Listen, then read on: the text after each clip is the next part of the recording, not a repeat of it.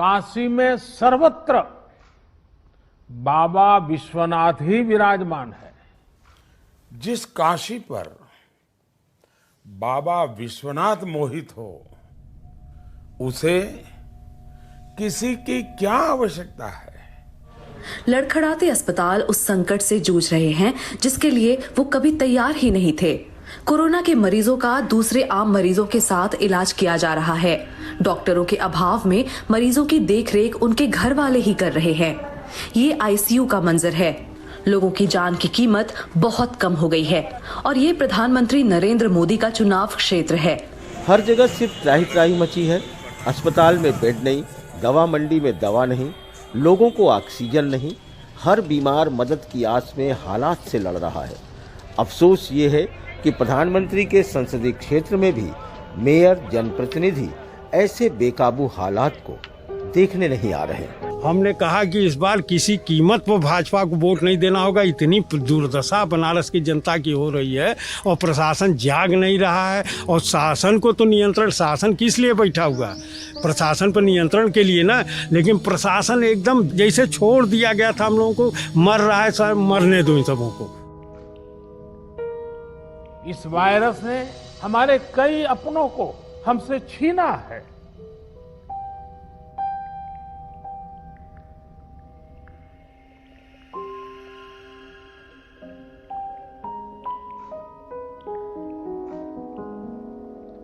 मैं उन सभी लोगों को अपनी विनम्र श्रद्धांजलि देता हूं। तो देखा आपने किस तरीके से देश के प्रधान सेवक प्रधानमंत्री नरेंद्र मोदी जो हैं वो किस तरीके से भावुक हो गए। प्रधानमंत्री नरेंद्र मोदी ने जो है कई बार जब भी देश की बात आई हमने देखा है कि वो किस तरीके से भावुक हुए। कुछ लोगों का स्वभाव होता है रोते रहना।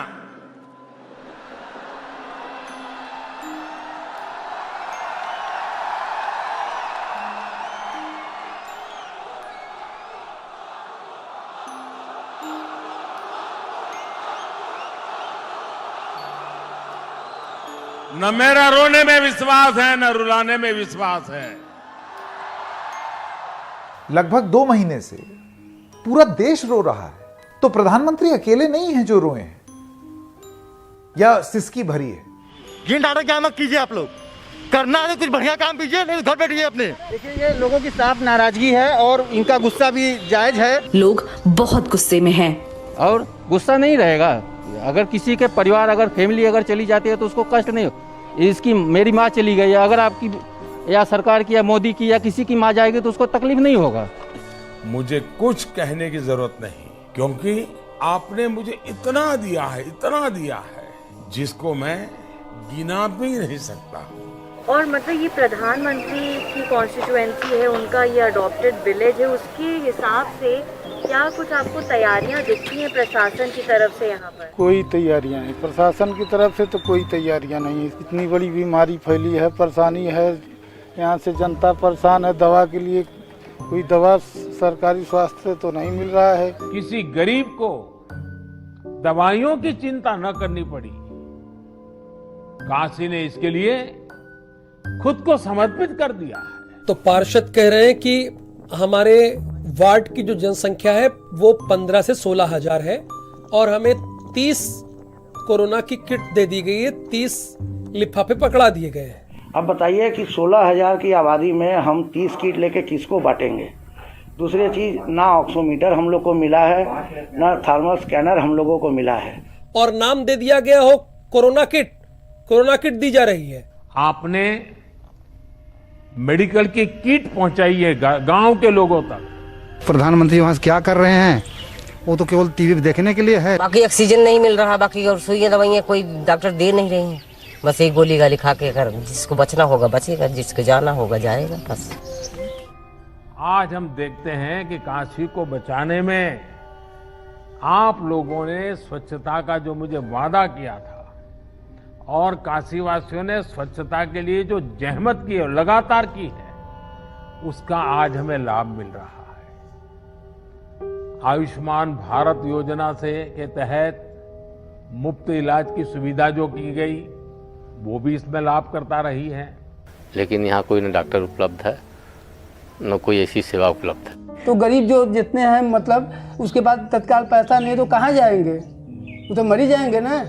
मूलभूत सुविधा ना मिल पाना, डॉक्टर की उपलब्धि ना होना, अस्पताल में एडमिशन ना मिलना, इन सब कारणों से लोग रोए। तो इसकी बाद कहा कि भाई इसकी हालत बड़ी ख़राब है, ये ज़मीन पर पड़ा हुआ है, आप देख लो ज़रा सा, इसको ऑक्सीजन वगैरह लगा दो। उनका कुछ नहीं है, कोई व्यवस्था ही नहीं है।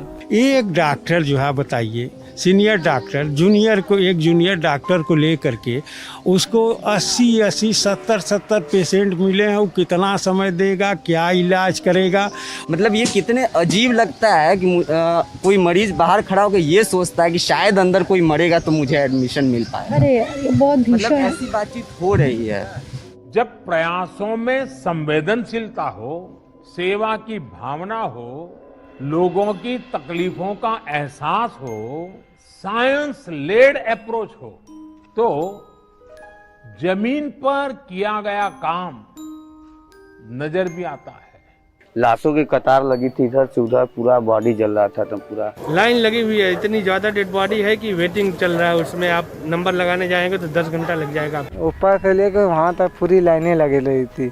आपने कहा कि आपने 500 बॉडीज देखी, 500 बॉडीज कितने दिनों में? एक दिन में। जितने लोग हॉस्पिटल पहुंच पाए हैं उनका डेथ सर्टिफिकेट मिला है, बाकी जो हॉस्पिटल नहीं पहुंच पाए हैं उनका डेथ सर्टिफिकेट कोरोना वाला नहीं मिल पाया है।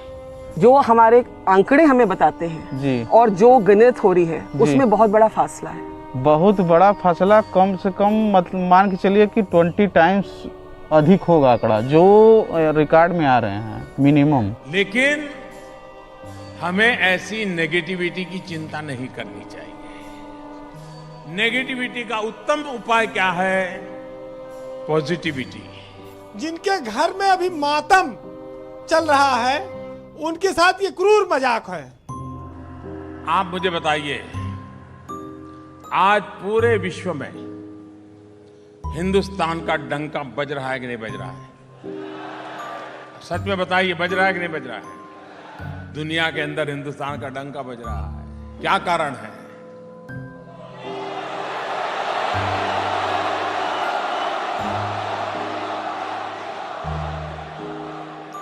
कारण मोदी नहीं है, कारण आपका एक वोट है।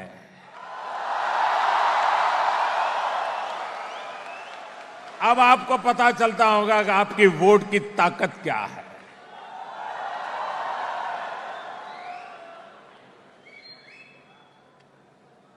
बस इतना ही। और मैं तो काशीवासी बन गया हूं, तो हर हर महादेव। धन्यवाद। कभी कभी लोग मुझे पूछते हैं